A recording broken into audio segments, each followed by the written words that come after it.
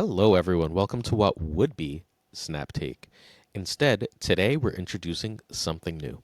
I'm Glazer of the Snap Judgments podcast, and with me today is the Jolly Roger of MarvelSnapShow, the king of Marvel Snap TikTok. Today, I know you love it. Today, we're launching Snap Pals Chat. What Snap Pals Chat is that we have a group chat with a bunch of other creators. We're going to list them in the descriptions of this video, and whenever we do a little collaboration, we're going to brand it Snap Pals Chat. It's a way to try and introduce you to more great creators. One of the things I always say is support great content, and, well, we're going to try and bring you as much great content as we can. How you doing, Jolly Roger? I'm doing well, man. Thanks for having me. Thanks for being willing to do a little collab. I'm excited for this and excited to be doing some on-face video content. I don't do that as much as I'd like to, so good to be here. Yeah. People keep yelling at us about the podcast. I know this isn't our subject today, but too bad. People keep yelling at us about the podcast. Like, why can't we see your faces? Well, because it's a podcast. I don't understand. It's, I mean, I do a podcast on movies and TV, and so I know typically we just do the audio file, but I know Spotify lets you upload the video version, so we've been doing both. And I guess you could always just throw it on Spotify and let the video version run rampant. I mean, while we're here, what is that podcast name? Oh, it's called Without a Mic, and it's a weekly podcast I do with a couple friends, and we just review all things movies, TV, uh, Oscars, Emmys, all kinds of stuff. So if you like that kind of stuff, feel free to check it out. But we're definitely Marvel Snap creators here today. Oh, yeah, absolutely. So what are we doing today? So we are going to be going over our top 10 most underrated cards in Marvel Snap as of today, which is April 22nd, 2023. Um, I guess I'll go first this time, but we can talk about kind of our criteria. So one thing that I really like to do with Marvel Snap is find cards that don't get a lot of love, or maybe they have a bad rep. And then I like to try to make them work or see how they would work, and then champion those cards and those uses, just because I get tired of playing like the same old stale meta decks, and I like to beat them. And so I like to do it in unconventional ways. And so a lot of these cards are cards that I play regularly. And so I don't like recommending a card if I haven't put in the time to test it myself and I feel like I could explain it to someone. So that's kind of what went into my list. What about you? So first thing I thought of is cards that if you tell someone you're playing, tell someone you're spending tokens on, depending on their pool, that they look at you like you're crazy, that if you post it on Twitter, everyone mocks you. If you, God forbid, go on Facebook, you get the 30 laugh reactions. I really like making cards that get that reaction good. You're better at that than I am. I play your decks, I win. Thing two I did was look at cards that overperform what people think of them. Cards Okay. that people think there's like something better in slot, there's something better to be doing. This is too situational. I can't really see what this does, but it does something extremely strong. And criteria three is something you've sent me in a deck in the past like month. If you sent me this card in a deck, it's much more likely to make it a list in the list. Okay. I think one thing too that I like to think about with specifically cards like this is I think there's a misconception in Marvel Snap and a lot of card games that the deck is more important than the player, and I will die on the hill of that is false. You as a player being able to pilot a deck effectively is more effective than someone who grabs a top meta deck and just expects it to win. So I think another thing that I like about playing these cards is it helps me get better as a player, and the people that I've talked to who've tried these decks and stuff seem to enjoy that. And I think genuinely it does make you better at the game to not only just try a card to see how it works and maybe you never use it again, but now you understand kind of how it works, which helps you counter it in general. I mean, the margins in this game are extremely small, right? Hmm. When you look at the top meta deck, it's very rarely above 60%. It's usually right around that. And the just general good decks, the B tier, like B minus tier decks are 52, 53%. 7% is not nothing, but it's also not going to prevent you from getting to infinite, most likely. Right, for sure. Shall we jump into it? Let's do it. You're number 10. All right, so my number 10 is a card that I've seen in two specific uses. It's a card that gets hit by zero early, specifically in Shuri decks, or it gets dropped with Taskmaster on turn 6. That card is Titania, and I've really enjoyed messing around with her, just leaving her on the board and using her to jump back and forth. It throws off the opponent, and if you have, you can get into situations where you can send her over to your opponent, and they know that if they play a card there, it's going back to you, so they kind of wait. That can also help you with kind of manipulating the board. The other thing I like to do is sending it over there, filling up their fourth slot, and then giving you the option to play another card later, which will bounce it back, but they won't have an opportunity to play a card in that slot. So just a really fun card, kind of a mind games card, a card that I think a lot of people shy away from because they're like, I don't know if I can control it, so I just won't try it. And I like messing around with that, and I've had some pretty good success with her. Sometimes it goes wrong, but hey, I'm learning. So that's my number 10. I love Titania. I play her in a lot of decks, but admittedly, a lot of the decks I play her in are things like Moon Girl decks. I really enjoy Moon Girl double She-Hulk shenanigans, where Mm, Titania is just pure upside. But even in those decks, because I'm not running zero in fundamentally any of those, what I'm doing with Titania early, and I do fairly often play her early, is I'm filling up their fourth slot. I'm not good enough at the math game for doing it sooner. I think that's why people really don't play her. I'm not. I'm an English teacher. So like it's like wait, so if I have one card here, you have two cards here. What do I need to do to ensure that like Titania ends up back on my side? I can't do that, so I don't bother. So very often opponents will like people are smart enough to not fill up all three locations early. Oh, sorry, all four spots on a location early. But they still mess up fairly constantly as far as like putting three there and then like that debris ruins their life. Well, that Titania does the same thing except it's 5 power that you get to take at your leisure. yep. That will win games. It also Surfer's rising in the meta again, and that's really really good against Brood. If you can get them to, even if you get them to blow their Killmonger early, if you're playing a deck that Titania is good in, that's usually really good for you because they want Hmm. that last spot back. Like all of these things are really powerful and they help you win games.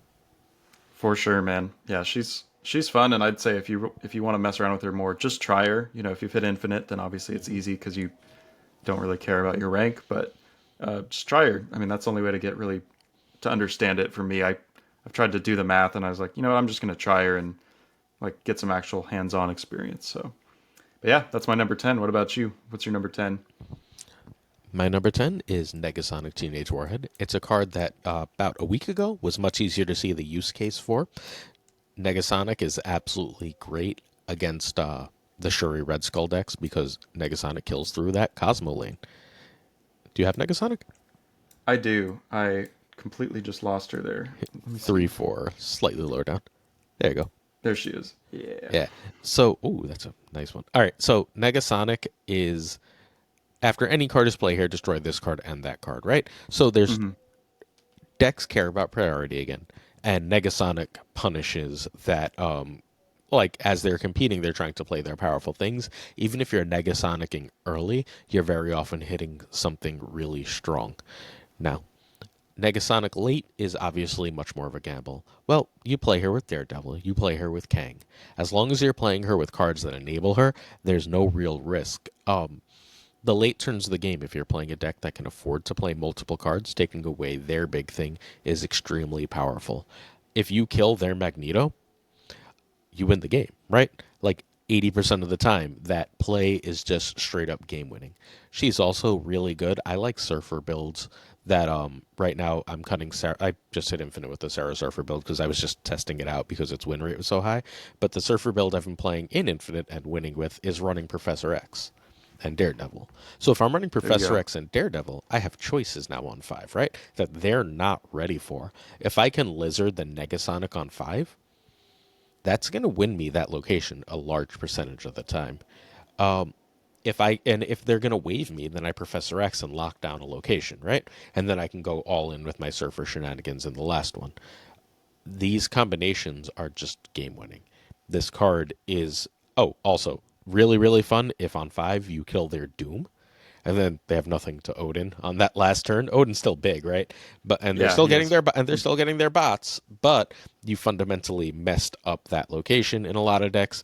Negasonic is really strong and gets really overlooked because, well, for 3 weeks after she came out, well, she was completely overshadowed by Kitty, and then right after Hmm. that, all of a sudden, everyone was playing Mysterio, and Mysterio is the single card in the game that Negasonic is worst against, right? But with Mysterio sort of getting chased out of the meta a little bit again by all the big ramp and wave decks being everywhere, Negasonic is really good again. Yeah, I think she works best in control decks, also as a tech card, and surfer decks are kind of the three that I've used her mostly in. I haven't played her as much lately, but I do typically like to run some kind of Sarah Zabu enabled turn six burst deck, and so I'll probably put her back in there eventually. But right now I'm just experimenting with other stuff. Also, a lot of people don't have her because she's a Series 5 card. She came out a couple weeks ago. Everyone is excited for Kitty. Everyone is excited for Jeff. And so I think once she drops to Series 4, we'll see her a lot more and people will figure out more uses for her. So definitely a great pick. Let's see. So my number 9 is a card that I've been playing specifically because I got a variant for it this week that I really like. And I've I actually know been what pretty you're going to say. surprised. What was that? I think I know what it's going to be. Mantis. Yep. So so you were talking about this earlier, but when people say like, "Why is that card in the deck? Like, why Mantis?" or like, "Why why this?" That I've actually gotten that a lot with her in my latest deck. I asked Um, that. you did, yeah, you were one of those people. And I don't know. I was like, let's try Mantis because the problem with the Guardians cards is that their upside isn't good enough to justify them if you get it wrong. And you can play cards with better stats and better abilities, but card draw is so important in Marvel Snap. You don't get a lot of cards that can do it. Cable is a card that kind of does what she does more consistently, but the two drop spot for me is a little more competitive. I mean, there's Jeff, there's Scorpion, there's Zabu. Like the one spot for me is usually the most flexible in any deck. I typically try to run one drop, and for me, Mantis, like, I mean, she's a 1/2. Yeah, her stats aren't as amazing as another one drop potentially, like, and her compared to her effect. But when you hit on her, I mean, it's your information fishing. You're drawing one card from your opponent's deck. I mean, I've pulled like a Galactus turn one, and that really sets up your like expectations for the rest of the game. Like if you can pull one of their heavy hitters, like a Sandman or a Doom, which I've done both of those, then you kind of know like, okay, I've just taken away a huge weapon from you. Typically, people will play on the furthest left location on turn one if they do. But one thing that I've actually had success with her too is on my turn six burst, I'll drop her. And if I have Super Scroll in the deck, maybe I'm copying like a Devil Dinosaur. And if I can draw one extra card, that just ups my Devil Dinosaur. So, or well, my Super Scroll copying their Devil Dinosaur. So, she's had some really interesting uses and just been a really fun card to mess around with. So, that's my number 9. This card is really solid. Anytime you like draw a card is one of the most underrated abilities in this game. I'm not sure how we got here, but people don't accurately value having more access to more cards. It took forever for people to think Coulson was good, and Coulson's a great card. He is. But like will not be on this list. Just too good. But although I have a card that's better than Coulson on this list, I think that people just aren't sleeping on.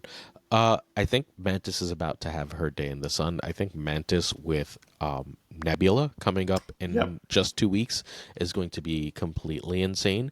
Basically, you either draw a card from them or gain 2 power on Nebula, and Hmm. either way, that's just a phenomenal power spike. Yep. I think Mantis is really good. I think knowing what they're doing is extremely strong. And I really like that you're taking the card from them so they can't play it. A lot of decks are high synergy. If you take, like, the ramp deck is everywhere, so I'm going to use that as my go to example, I think, for most of this run. If you take Sandman or Doom or Odin, which is now you've got a, like, what, 25% chance of hitting one of their three key pieces in their deck. And Hmm. without those, they're just going to struggle to win. If you're playing a Death Wave and you take their Death, their Wave, or their She-Hulk, right? Like Yep. you've turned that whole game around. Everything is different for you now. Taking a card away from an opponent is extremely, extremely strong, and also unlike Cable, with Cable, that's a card they were never going to see. With Mantis, you're taking a card that they would have seen next, and the difference isn't one that they'll be aware of, but it's one you know. Yeah, and it changes your ability to snap confidently and play that person, knowing like I most of the time. I mean, if you pull like Iceman, you're like, okay, still not quite sure what they're running, but if you pull a key card in a specifically defined archetype, you can confidently say, okay, I know what they're trying to do. I know one thing they can't do, and as the game develops, as you get later into the rounds, you can start to kind of suss out like, okay, maybe they're waiting for this piece. If they are, I can probably snap and be a little more aggressive.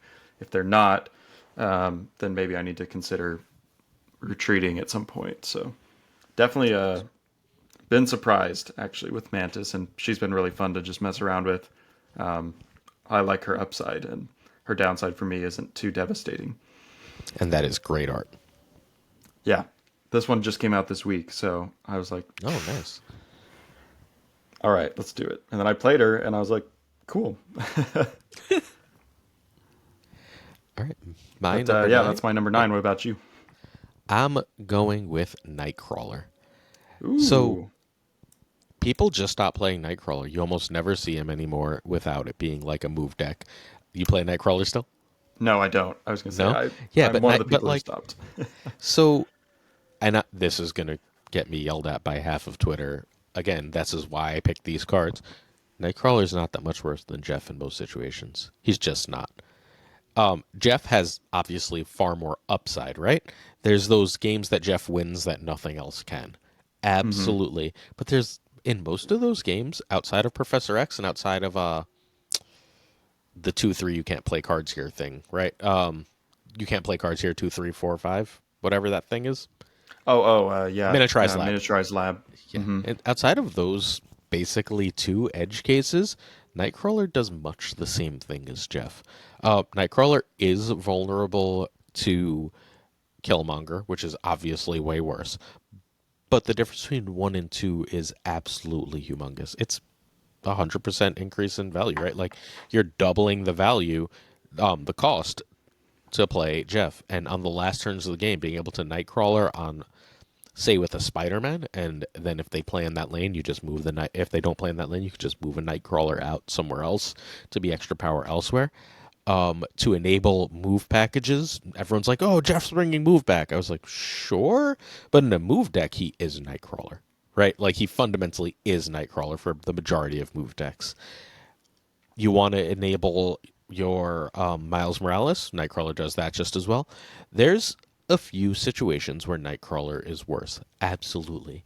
But what those situations are and how often they come up is wildly overstated. And I would argue it's almost certainly not 6,000 tokens worth of difference. I mean, I have been playing Jeff quite a bit, and I do like his use. I think obviously his upside is way higher. He's not vulnerable to Shang-Chi. He can go into these unplayable locations. I think you're typically building a deck around what Jeff can do, though. Mm-hmm. I think you could throw him in as your 2 drop, but I think Nightcrawler's a little more flexible in that one drop spot as just throwing him in a deck. But I do think personally that Jeff is better. Oh, yeah. But I think Nightcrawler is kind of a sneaky card that it also is pretty nice because it can project something other than what you're actually playing. You know, you could throw him in a ramp Sandman deck. People make a lot of inferences off the first card you play, and if it's Nightcrawler, it's kind of one of those weird ones where it's like, okay, they could be playing Move, they could be playing Lockjaw, they could be playing, you know, I don't know. There's a lot of things, but it's hard to kind of nail down exactly what someone's playing. Same with Mantis, actually. So I like that about him as well. Outside of those lockdown decks, and the reason I haven't bought Jeff is honestly, I think the places he makes most sense are Professor X, who I like very much, and the Electro Sandman E decks, and I hate those. I think they're really good. I win with them all the time, but God, are they dull to play. So Yeah. if as long as those are the two main homes for Jeff, I can wait until he's 3,000 tokens instead of 6,000. I'll take the half off discount. Where I'm seeing Jeff a lot otherwise is Lockjaw decks. Hmm. And like I'm not sure how in Lockjaw decks he's not just Nightcrawler. In that instance, he is. I guess you just have the extra flexibility to move him somewhere that you Yeah. wouldn't otherwise be able to. You could run Professor X in a Lockjaw deck and kind of confidently, I did lock down a location, but that's a big risk. So, I did that with the who was it? It was Streamer Johnson's deck. I had like a 70% win rate. It was running Lockjaw and Professor X, and I swear like every loss I had with that deck was Professor X popping out of Lockjaw at an opportune time. Like it was just like dominant, except that sometimes Professor X is what came out of Lockjaw when they had 9 power there, and you just sat there with your 5, and we're like, well. But I think Nightcrawler, not to get too far afield, I think Nightcrawler is really, really good. And if you're running cards like Jeff, a lot of the times you could also run Nightcrawler or run Nightcrawler instead, yeah, and just have nearly as good a deck.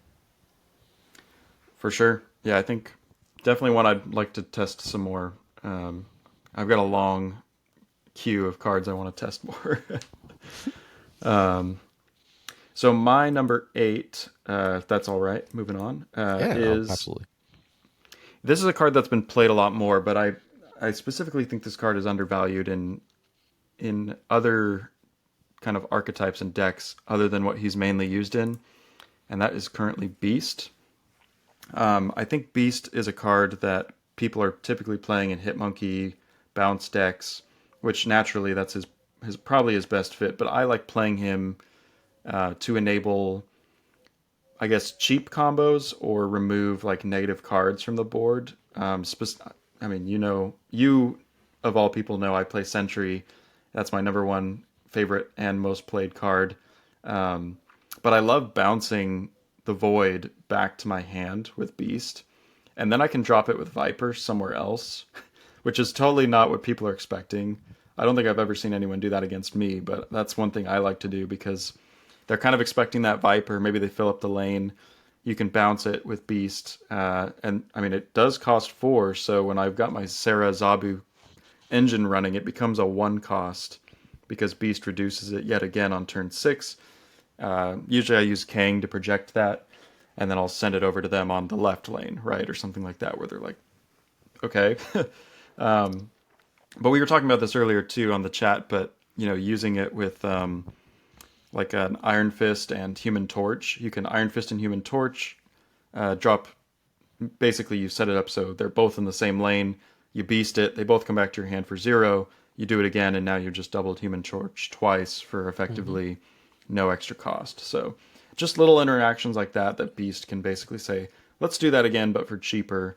I think that's where he's the most fun for me. Of course, Hitmonkey is probably his best use, but overall, that's where I've enjoyed playing him the most.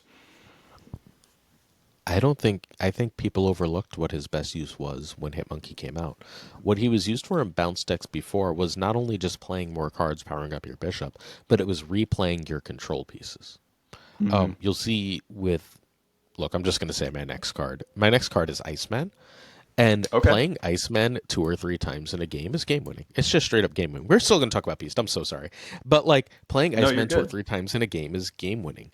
And what Beast was really doing for me in those decks, and I think what got overlooked, is your opponent's drawing 18 rocks for the rest of the game because you just played Korg 3 times and you played Iceman twice, and what they like Yep. to play is expensive, and all they have left is rocks.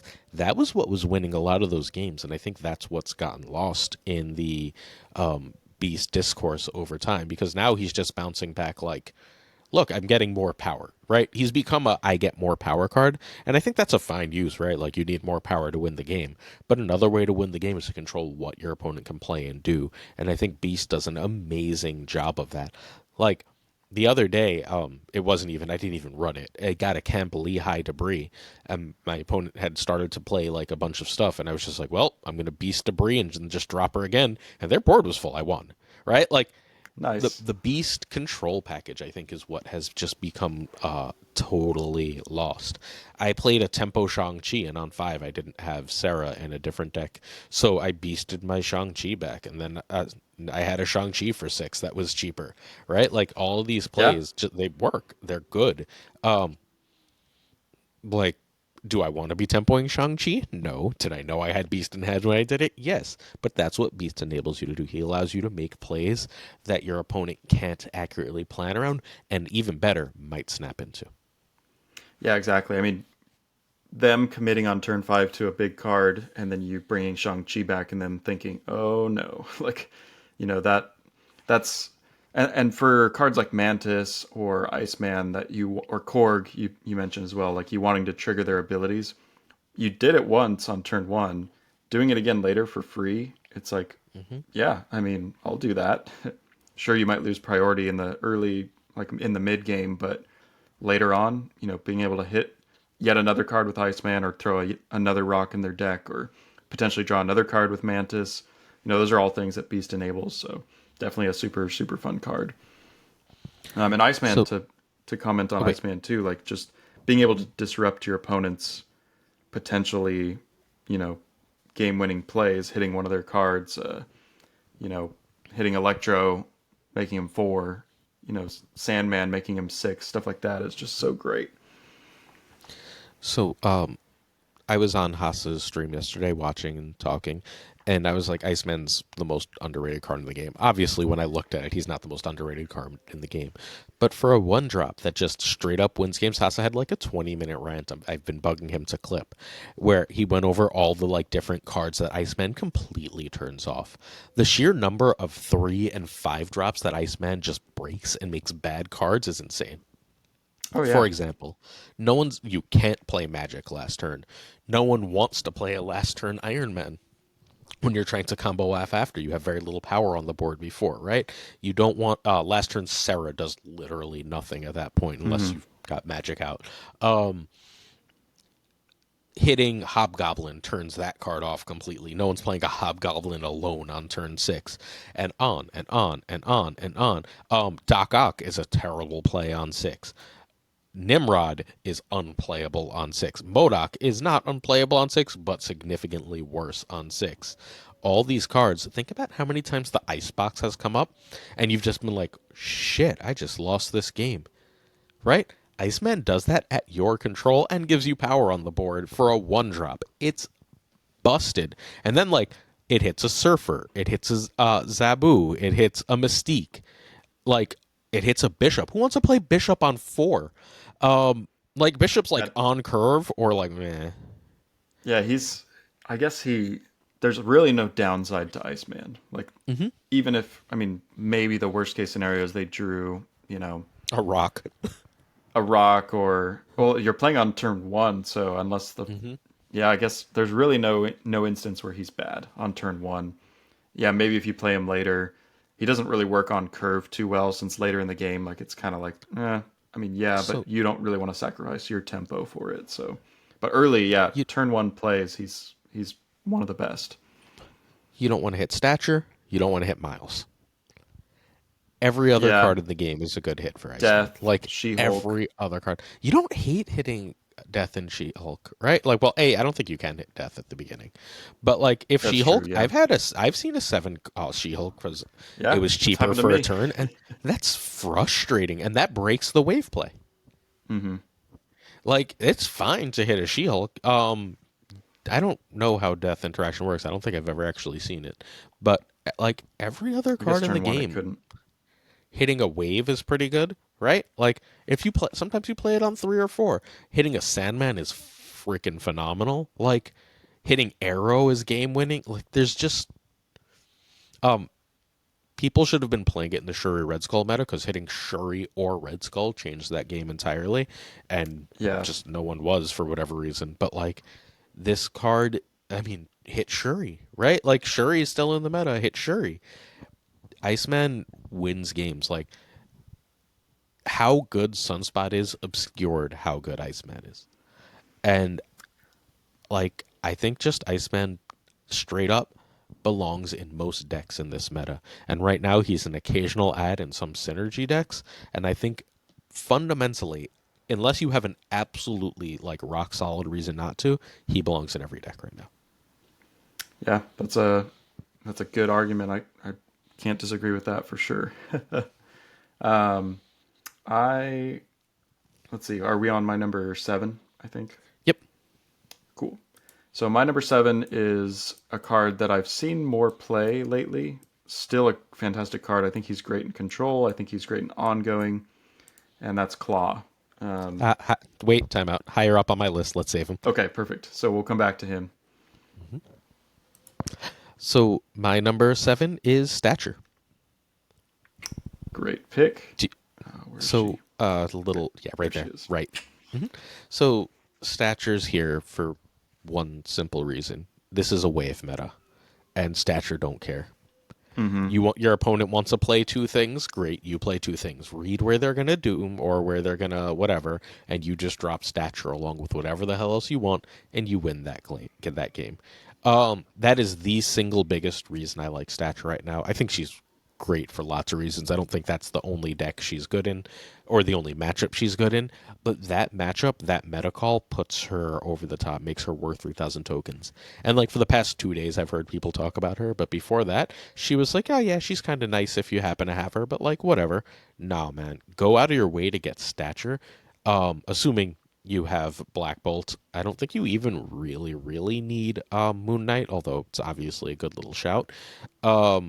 But as if you have Black Bolt, I think Stature is like just phenomenal. 1/7 is such great stats. I was running so what convinced me that Stature was good was Safety Blade made that Sauron deck that was basically Yeah. just Sauroning Maw. And I was like, man, 1/7's good. Right? Like 1/7's win an awful lot of games. And a 1/7 that can't be have its numbers messed with is just phenomenal. Like I'm so happy this card exists to counter Wave because Wave is everywhere. Yeah, I've been enjoying playing her quite a bit in the classic Moon Knight, Black Bolt, Ghost Rider shell, and You she's know, just really fun. the Sentry Shell. Yeah, this well, every shell I run is a Sentry shell, but yeah, no, fantastic card. I think with her dropping to Series 4, it definitely makes her more accessible and gets more people to try her. She was one of the cards I was most excited about, but I didn't think she was worth 6,000 tokens.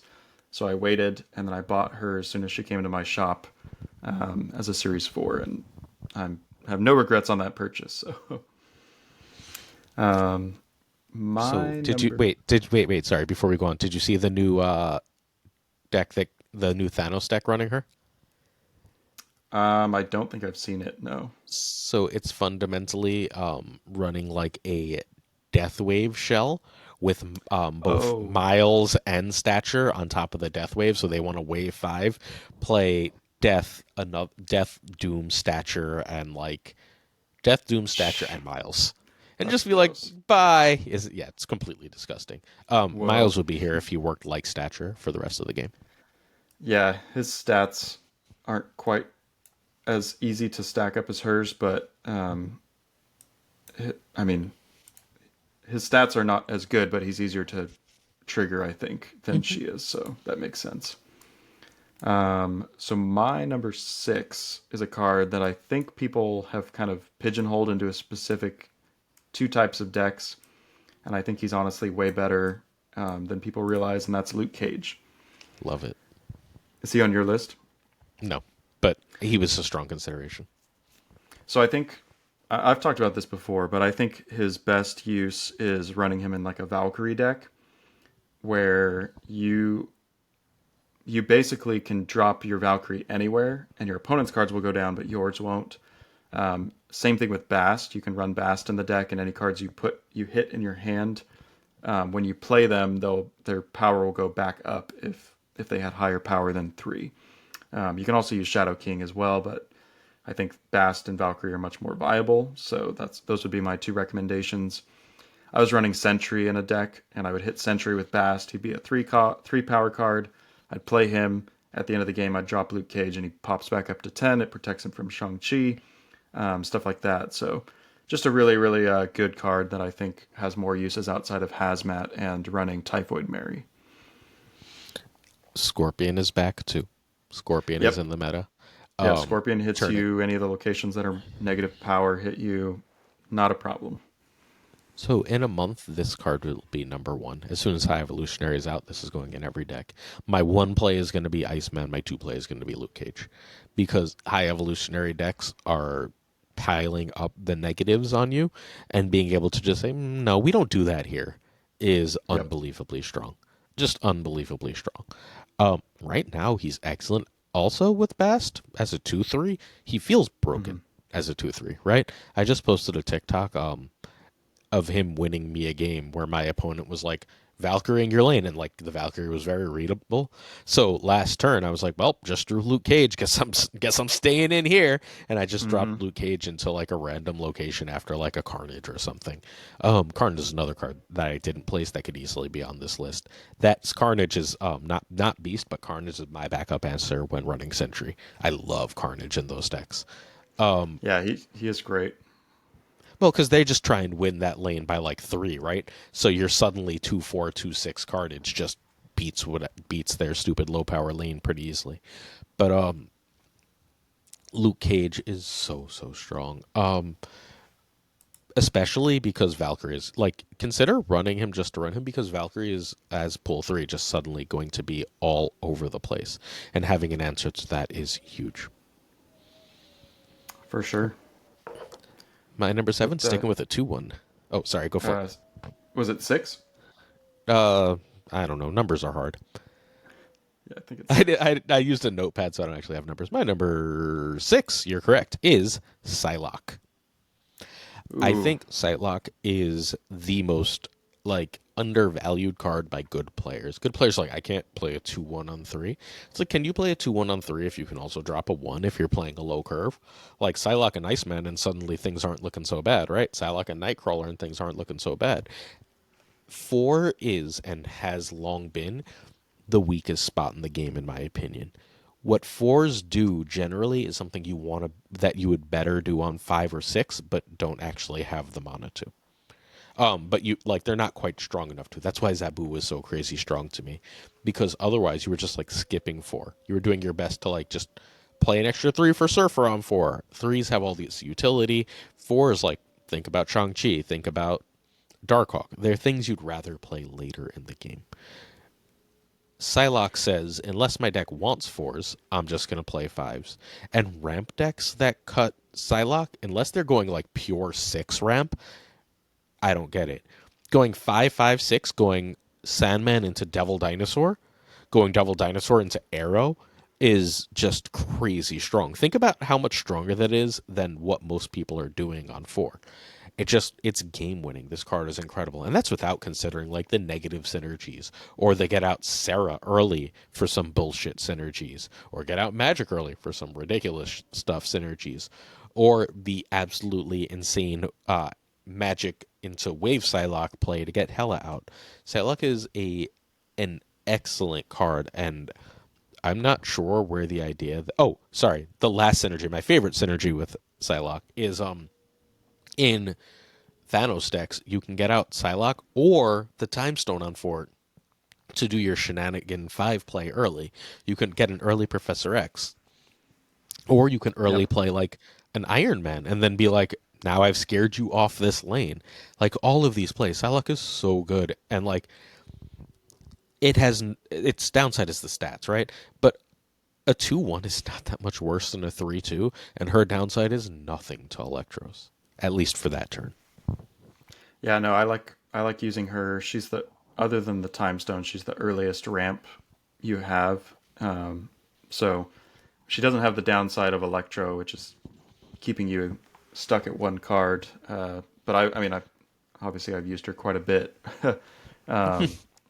I think she's really good, really versatile, and basically is a two cost time stone that you don't have to run Thanos for. So yeah, great pick. I totally agree. I think she's dropped off a little bit in the current meta with Electro being more viable, but still a great inclusion in any deck. I mean, so my question is always, why not both? Like, again, Yeah, you can. if you're running 18 sixes, I understand, right? Like if you want to go Doom, Onin, Magneto, America, and Doom, Onin, Magneto, America, and leader, you gotta run Electro and Wave because otherwise you're not getting out two sixes, right? Fine. But if you're running a five heavier version, and the five heavier versions I think are much more consistent, like I'm not sure why Psylocke isn't just like as good. Yeah, no, absolutely. I think it's just the opportunity cost for her at some point.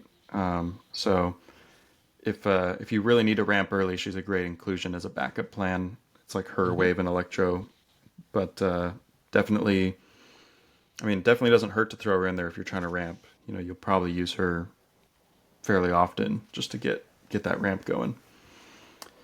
Um, so my number five. I wonder if you have her on your list. I think this card is getting more love now, but I have Spectrum.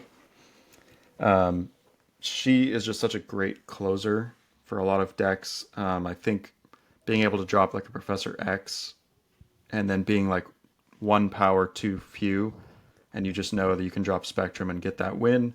I've had so many games where I drop Spectrum and it just completely overwhelms them. Or has a nice comeback. If you're running an ongoing deck, you should just run Spectrum.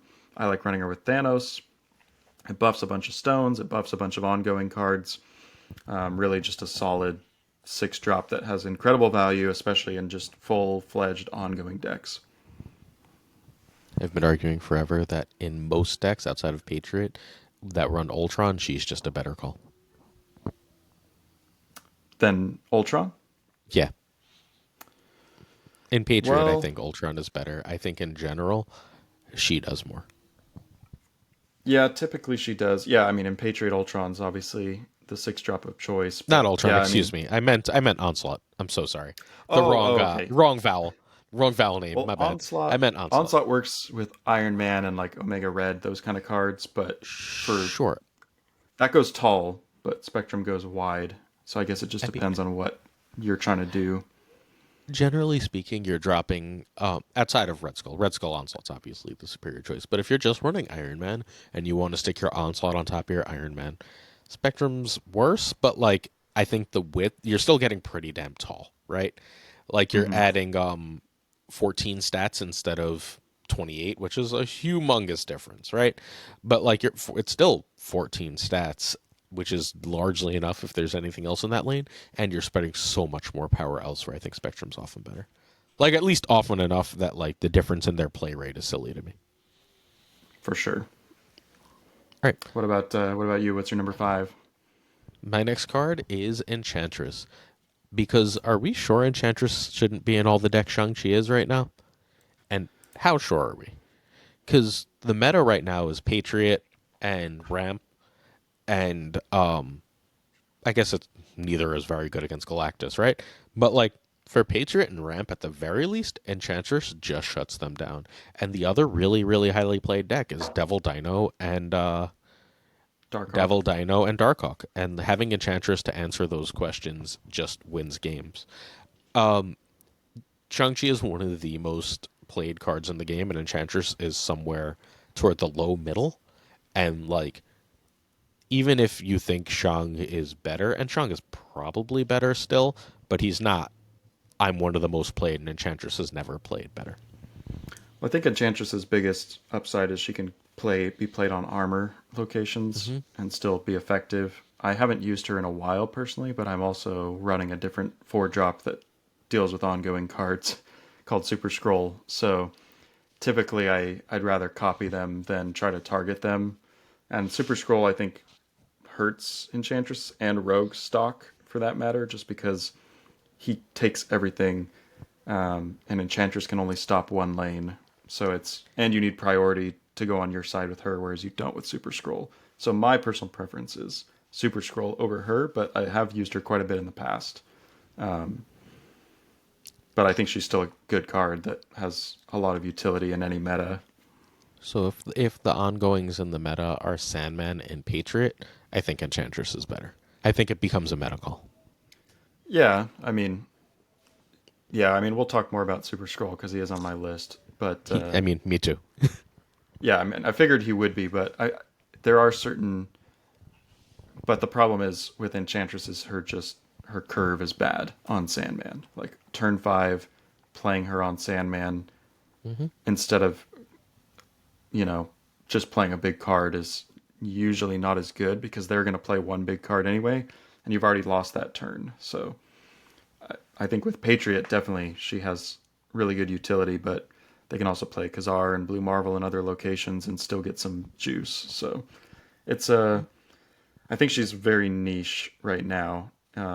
Really good against a couple, like you said, top tier decks, but at the same time, I feel like if I had her in Super Scroll in my hand, I'd be playing Super Scroll a lot more often than I would I her. mean, by that point in the game, you should know what your opponent's playing enough to make a choice too.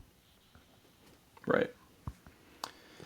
Um, all right. My number 4 card I mentioned earlier that I will talk about more pairs well with Titania. Um, where is she? Viper. These top 4 will not be a surprise.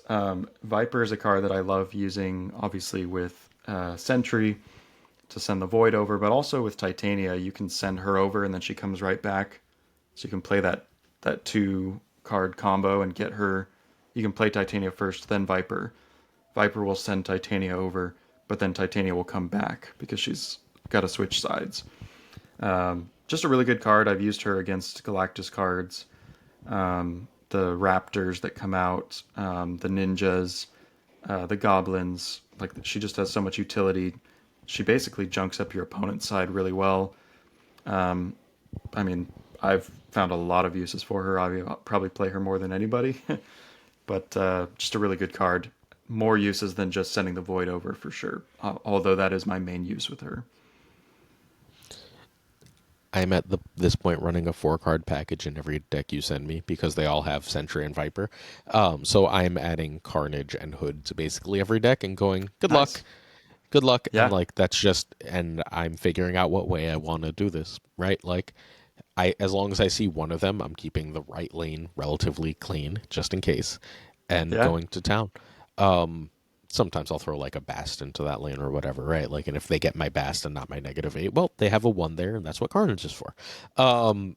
But there's just a lot of things to do with this kind of card that are severely overlooked. It's extremely gratifying because a lot of people are playing Debris, just being like, well, you can have an extra rock, thanks though. Like all of the plays that Viper enables are super strong, and I love that card. It probably should have made my list in hindsight. Well, I got you covered. I bet you What? my number 4 is your number 3. It's Super Scroll. It's Not your not number 3? actually. It's not my Ah, number well, we 3. can It's a save little it. higher, so we'll come back to that. Okay. So, uh, what is your number 3? so my number 3 is a card that a lot of people, as a content creator, a lot of people ask me, should I buy cards with tokens? And this is the hardest one to answer. It's Kang. Ooh. And I think a lot of people have this misconception about Kang that he's only good in battle mode and in conquest when that comes out.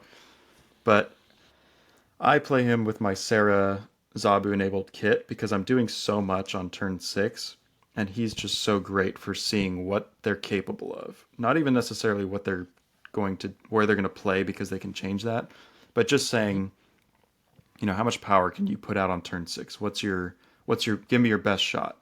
And then I can make a very informed decision on whether my big power burst can beat that because I might be playing something like Void, Sentry, Stature, and Ghost Rider pulling back a Shang-Chi. Like with all of that ammo, like I need to know like what they can do so I can use it effectively. So in that case, Kang for me is just really invaluable. I just love playing him. I know it's hard to justify a slot for him. What's really nice is if you draw him on turn 5 or 6, you can just play him there, and it's actually an extra card draw. So turn 6 drawing Kang is the best. Turn 5 is still pretty good. But even if you get him early, another thing too is like if I've been playing him in my stature deck, and if Moon Knight discards him, I mean it's not the worst thing in the world. You're like, well, I still have all my cards that I.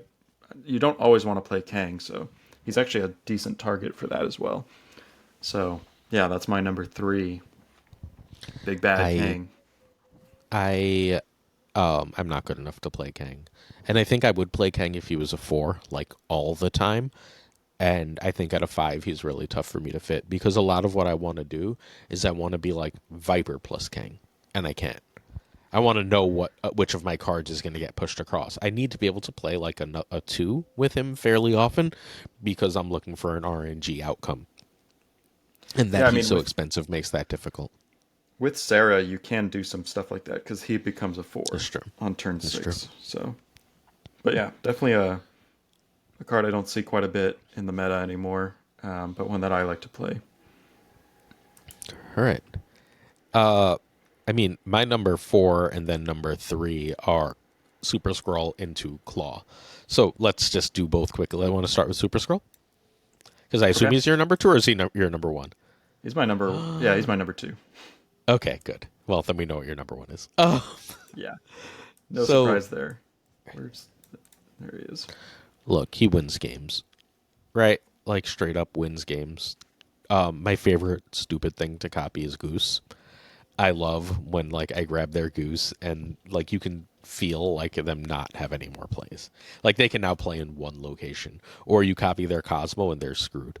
I think he's dangerous right now. A week ago, he might have been number 1 for me, and I think that he's become much more dangerous in the last week. I've grabbed a couple Electros by accident. I've grabbed freaking Lizard into Electro, which just feels bad. Try Ebony Maw But on top of that. oh, frick, yeah, yeah. So there's danger here, right? Like Yeah, the danger has kept him slightly lower, and the danger becoming more prominent in the meta has kept him slightly lower. He has to be played intelligently and usually late. Still, at least in at Patriot decks, he's 100% an include, and I think he's a great card. yeah. I think he's. There's my favorite cards are double-edged swords, and I think a lot of people have come to me when I've championed Super Scroll and like thrown out the what ifs, and my answer is just don't play him. Like I Hmm. think there's enough matchups where he's beneficial to outweigh the matchups where he's a bad play. I mean, the meta is constantly shifting, so that may change eventually. But overall, I think there's more instances where he's beneficial, and I usually like to play him late in the game, preferably on turn six as kind of that surprise. Unless I'm playing against a Sarah deck, I want to be able to copy their Sarah. So if I see Bishop come out, I'm like, all right, let's drop him on 4 or 3 if I have Zabu going. And that way I can play my Sarah plus their Sarah and have an even crazier turn. But overall, I think he's a great surprise factor tech card. But you kind of have to read the board and know when and where to play him and when to hold him back so he doesn't bite you. And on to Claw. Yeah, let's do it. So Claw's ability to spread power is absolutely nuts. If they can only like, there's a lot of Doom and Leader, and Claw's a phenomenal answer to both. Phenomenal answer to both. That's really what gets him here for me. It's the 6 is one more than Doom's 5, right? And the leader copying your that 4 on toward the end of the game, whether it be on 5 or 6, is just like he's not getting the benefit, right? Like, or he is getting the benefit, but like whatever, right? You can play it in an intelligent location. It's not that big a deal. The other real major use that I love him for is I play an awful lot of Professor X lately, like an awful Mm-hmm. lot of Professor X, and generally speaking, because I like Thanos, I like to get Professor X out on 4. So if I guess wrong, um, people often snap into me, and then Claw wins that lane, and it's sad times. That's my favorite use for him as well, honestly, is the Professor X support. And Jeff fits really well into that too, just because you have now another backup plan. But over like it, if you have to Professor X left, Claw can't reach that. So Jeff is a nice little backup plan if you need some help there. Again, we talked about Spectrum earlier. She can boost up some ongoing cards in that location. But typically, if you're getting out on 4, you can usually win that lane. And Claw is just great for their reach into unplayable locations and to support cards like Professor X or even Ebony Maw. If you've dropped a lot of power and you're locked out of a location or a location you filled up, like the raft, maybe you trigger the raft Hmm. They just play one card and say, "Oh, I got you. I'm moving on." You can drop him later and win that location back. So super super solid, versatile card that I think is getting more love now for sure. My number All two is right, your number one, so let's talk about it. all right. We've got Colleen. No, I'm just kidding. We've got the best card in the game, Sentry, and the second best card in the game, the Void. So I am a Sentry stan for sure. Um, we just talked about Super Scroll. I love cards with very big risk, upside, downside. I've lost a lot of games not being able to deal with the void, but I've also won probably a lot more being able to just use Sentry's power.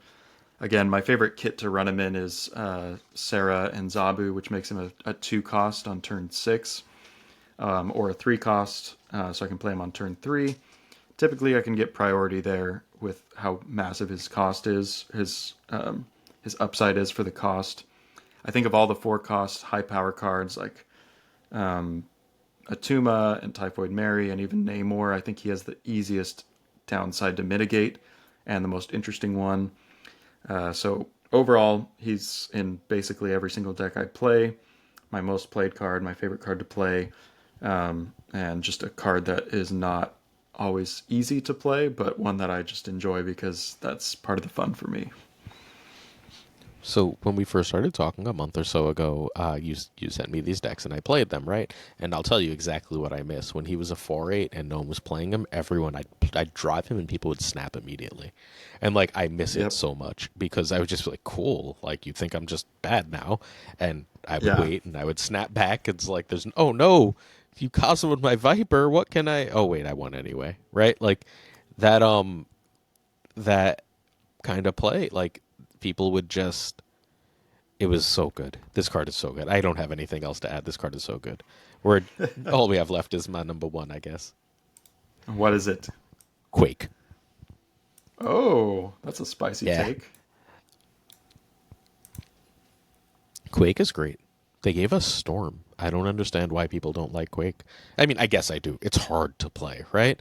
Uh, King Qualo over on our Discord hits Infinite with Quake every single season. I think the lovely creator of the game, Ben Brode, is playing a Quake deck currently with Goose. Well, not Goose, with Jeff. I don't know where Goose came from in that, but Goose is also amazing with Quake. Just anything that limits locations, and I think limiting locations is one of the easiest ways to not only win games but win big cubes. And Quake saying fundamentally what you thought was happening in this game isn't.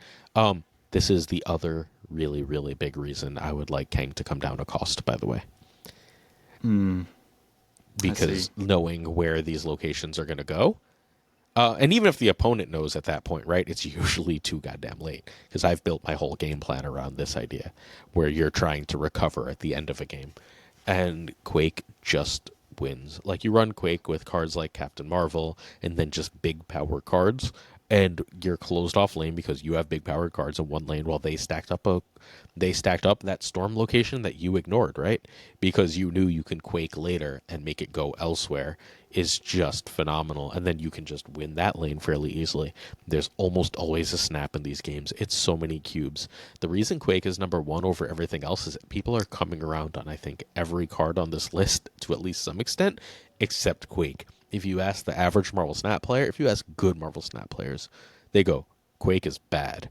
Well, no. Quake is great. You just need to build for her. She's a build around that wins cubes. Yeah, I think she's. I've started to dabble with her a little bit. I think she's hard to justify over some of the other 2 costs, and I think that's her biggest issue right now. I think her effect is random, and it doesn't necessarily. Again, she's a card with who's a double-edged sword, right? It could hurt you with the locations, could help you. You're hoping it helps your opponent because you're planning for it, but the fact that her swap is random, I think, is what hurts her the most. If she was a controlled swap, like all the locations rotate to the left or to the right, that would make her incredible. But I think that's what's holding her back from being a card people use more. If you build for it, I'm telling you, it works out to not be a super huge problem. Like I think I most don't games it know how. doesn't. I think I don't most know how games to have explain it better than if you on see average Storm and you one. can Quake. I think most games have on average like one bad, one good, and one neutral location. That's probably Hmm. like the average Well, out. And so if it, you're trying to get that bad location to a specific spot, that's where I think like it could well, go to and your your location that you don't want it to. your job is to storm the good one too, right? So like if there's one neutral, one bad, so like people are going to try and play on the good, you storm there, right? That's just fine. That Hmm. like they're going to So play you're to playing that, her right? But later, right? Like not yeah, turn you want to two. play Quake. You want to play Quake on 4 or 5. Generally Okay. speaking, Quake on 4 or 5, and you can wait till 6 if you know what she's going to do with Kang, right? Like, which is Hmm. why I think I want Kang, because like if you can Quake and Kang on 6, then you can just play whatever. Like, you'll know exactly what to do the last turn of the game to win. For sure. But whatever, Kang costs what he costs. Probably good in a Sarah deck at that point, but you also need Captain Marvel. You can play Vision, but Hmm. because you often want to play, sometimes you'll need to play Captain Marvel on 6, right? Vision on 6 is just a 7 that can't move. So like Captain Marvel is significantly better, but because of that, running Sarah being so difficult, I really, really, really prefer being able, like, I would really prefer being able to Kang with her, mostly for my own like comfort. But Gotcha. once you're used to her, if you played with her, like you're infinite. If you played with her for 30 games, you would be like, oh, I'll never lose again, right? Like it's just you have to play a lot to get it. Like it works exactly the way your brain works. I'm surprised you haven't messed with it more. I'll send you a deck, Yeah, but send me Quake one. is excellent. I have tested her a little bit. I just get addicted to Zabu and what he can do for my forecasts, and so he's Hmm. typically the one I'm running there. And a lot of my decks are pretty tight because I'm trying to do so much. But she's at the top of my list of cards to make work. You So could you could still totally run both. Just for the record, you can I know run it's just like what because do you're I drop? never, almost never quaking on two. Because I what mean, I'm it's a dropping totally is different probably build. like yeah, I know. I'll go in the lab and test her out for sure. Cool. But that's our list. That's our top 10, 20, 10 to 20 cards. We had some overlap there. But yeah, great list. I think a lot of these cards have a lot of upside. They might be just one tweak away, one maybe small balance change away from getting some widespread play, or maybe a new card coming out, like we talked about with the Nebula and Mantis. Yeah, really exciting. Really great list. See y'all tomorrow.